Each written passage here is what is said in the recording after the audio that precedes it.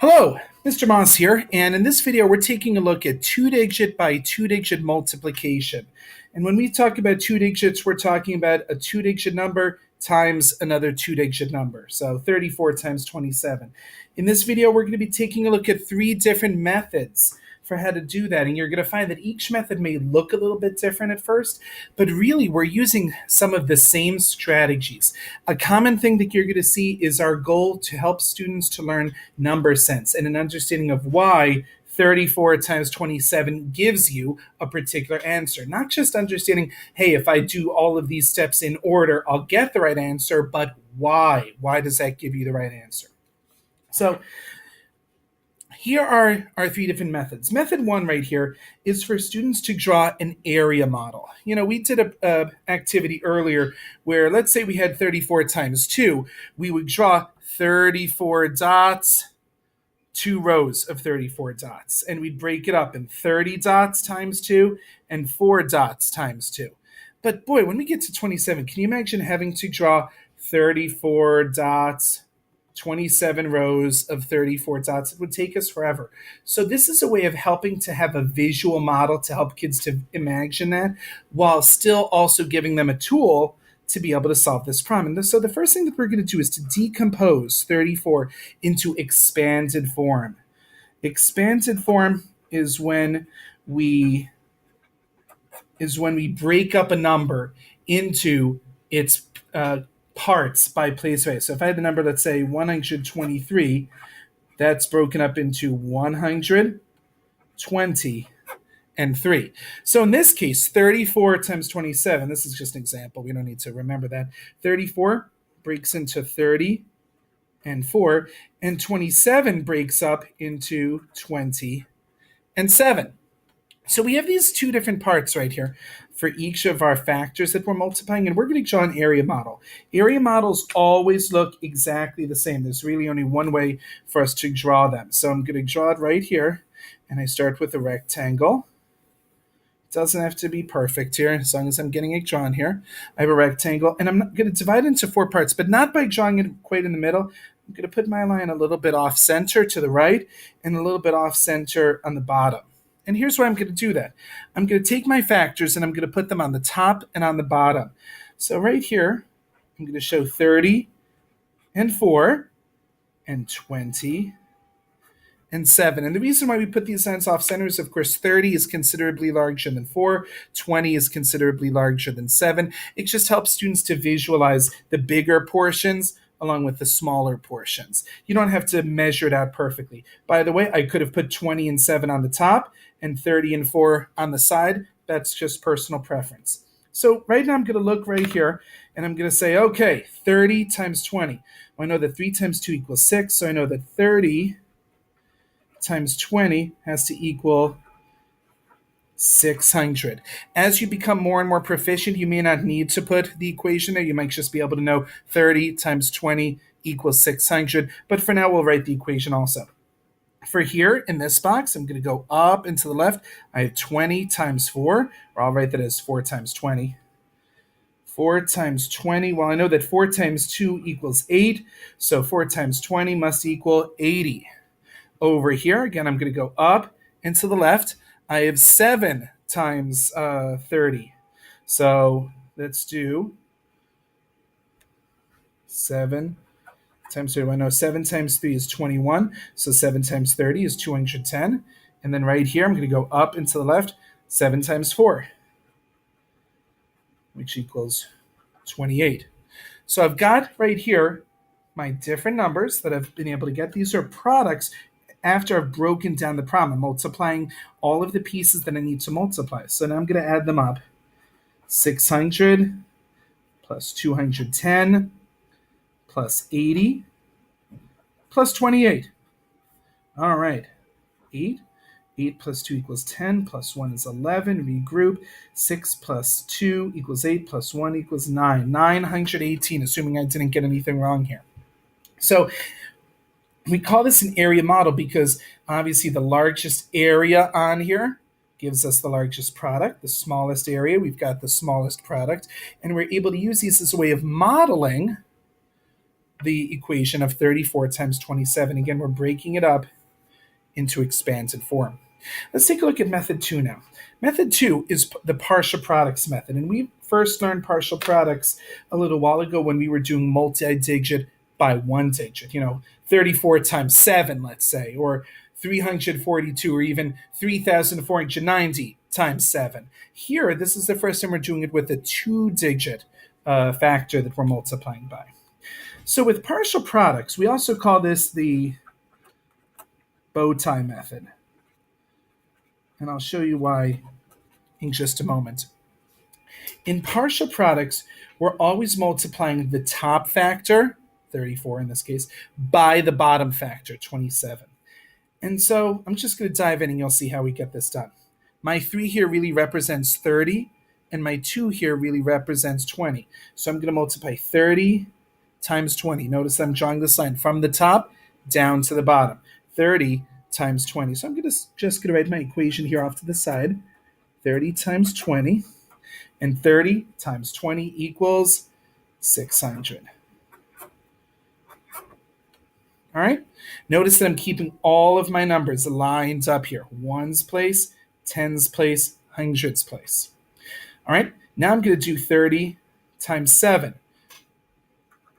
So again, I'm writing it out here, keeping everything organized. Again, ones place is right here, so my 7 is under the 0. 30 times 7 equals 210. 3 times 7 is 21, so this is 210. Now I'm done with my 3 times 20. I'm sorry, my 30 times 20 and my 30 times 7. Now I'm going to do 4 times 20. So 4 times 20 right here equals 80.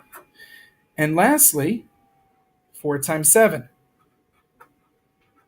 which equals 28. I'm going to add that all up here. 8, 11, 6, 7, 8, 9. 918.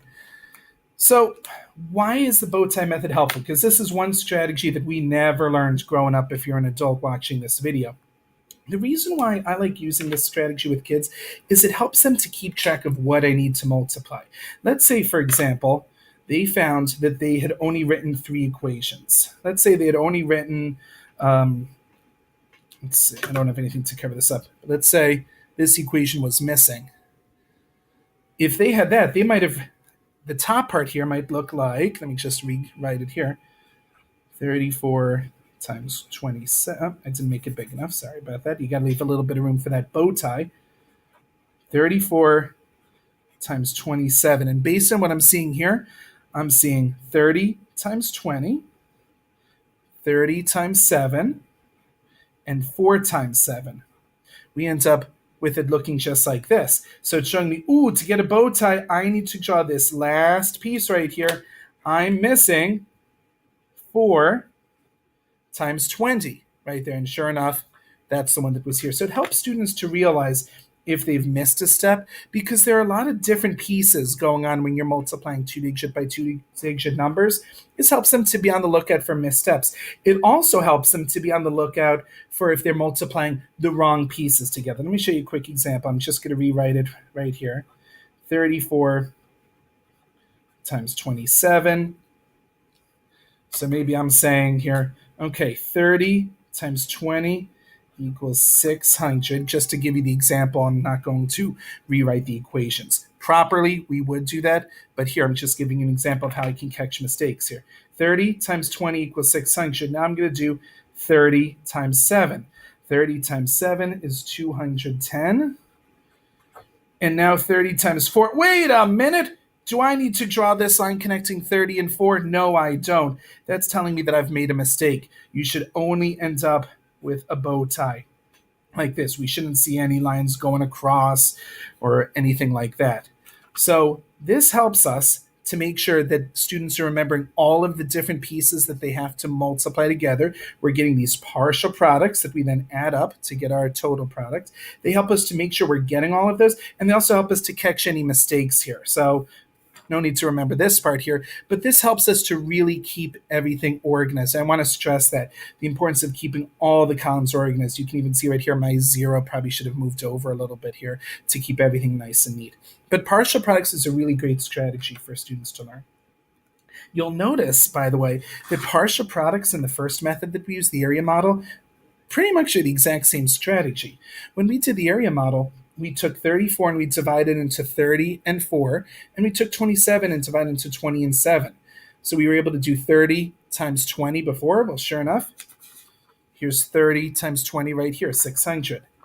4 times 20 equals 80. 4 times 20 equals 80. 7 times 30 equals 210. Here's 7 times 30 equals 210. And lastly, 7 times 4 equals 28. 4 times 7 equals 28. So really, we did the same idea of decomposing our numbers into expanded form. That's what we did right here. We have the 30 and the 4, the 20 and the 7. 30 and 4, 20 and 7. So these methods look really different, but really they do the exact same thing and they work the same way. We're using our place value to help us. Method number 3 is the regrouping method, the standard algorithm, the traditional method, or what we affectionately call the old school method. Adults, if you're watching this is probably the method that we all learned when we were in school growing up. So this is an easy way for you, if you're a parent watching this video, a way for you to be able to help your fourth grader, because this is the same way we all learned it. Let's go through it though. I like to use 2 different colors of marker as I'm going through this, and you'll see why in just a moment. 7 times 4. So on this method, I'm working from the bottom up. 7 times 4 equals 28. I'm going to put down my 8. I'm going to regroup my 2. 7 times 3 equals 21. Plus 2 equals 23.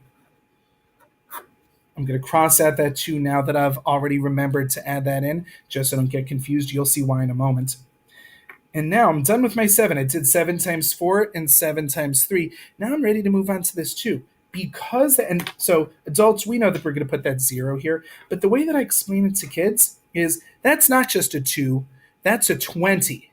And in order to move that to be 10 times larger, I need to put a 0 here as a placeholder to push over all the other place values to show that we're really multiplying by 20, not just by 2. 2 times 4 equals 8. And there's no regrouping here. But had I not crossed this off, I might have said 2 times 3 equals 6 plus 2 equals 8. I would have made that extra mistake. So by crossing this off before, I know I'm done with that. 2 times 3 equals 6. All right? And now I just need to add those all up.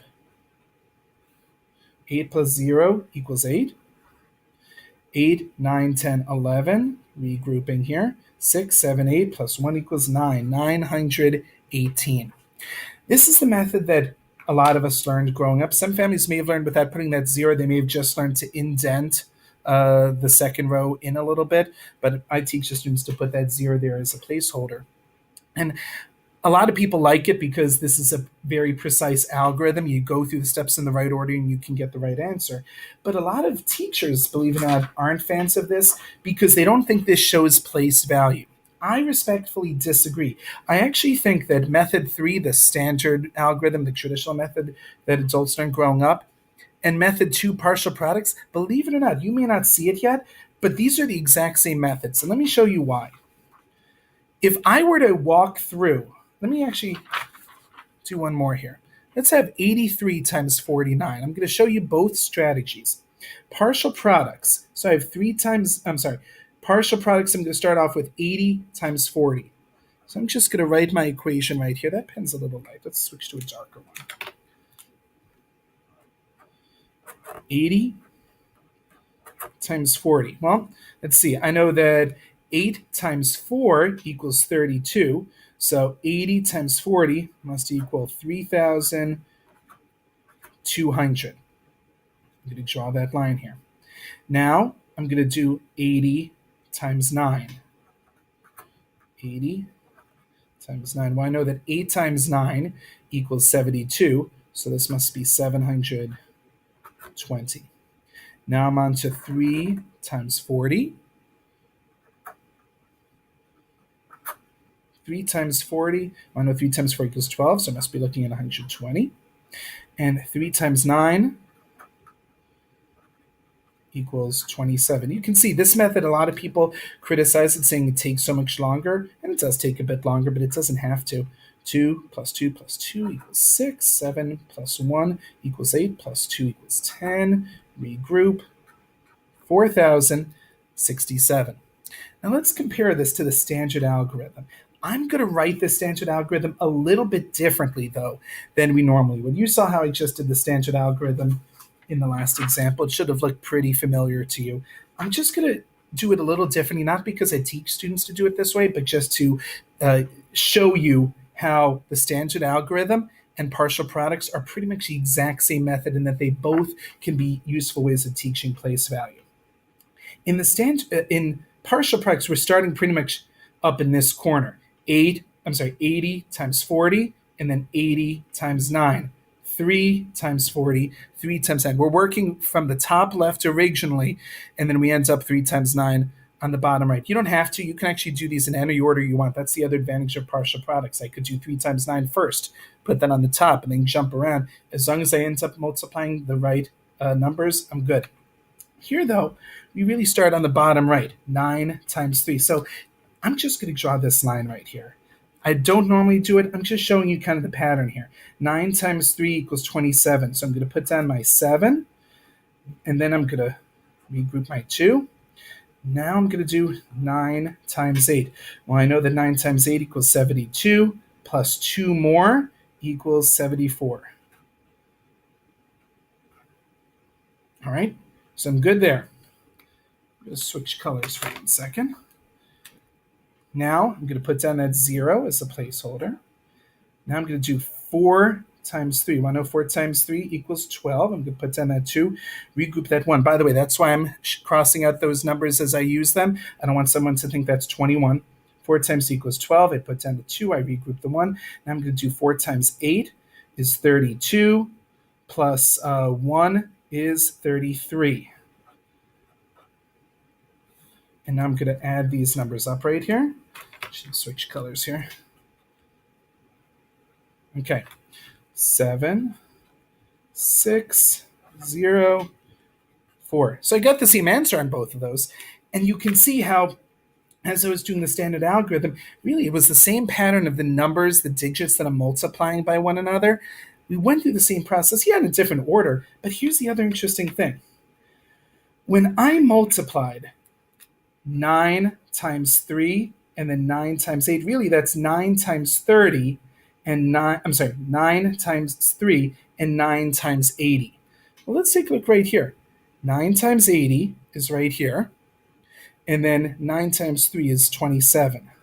720 we got there, and 27. If I add those two partial products up, 720 and 27, I get 747. And sure enough, look right here. That's where we got 747 from. 9 times 3 plus 9 times 80. Let's take a look now with our second part here.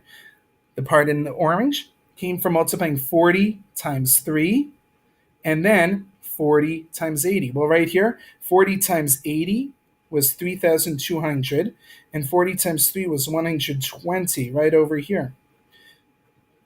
When I multiplied 40 times 80, I got 3,200, plus 40 times 3 equals 120. That should get me 3,320. And sure enough, that's where 3,320 came from. So even the standard algorithm that we all learned, it's a process you go through, but this too breaks things down by place values if you know where to look. So all 4 of these methods can be really great strategies. I'm sorry, did I call this method? You know what, guys? I apologize.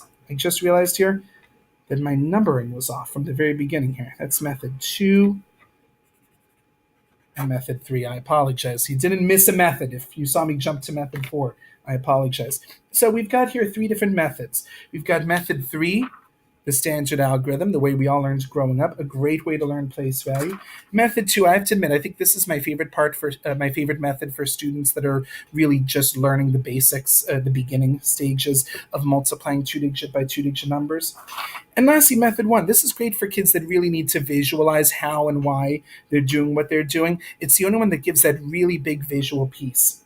And all three of these methods, not four, my apologies, all three of these methods can be really terrific ways to have students learn how to multiply two digit by two digit numbers. This is Mr. Moss, and I hope this was a helpful video for you. Have a great day.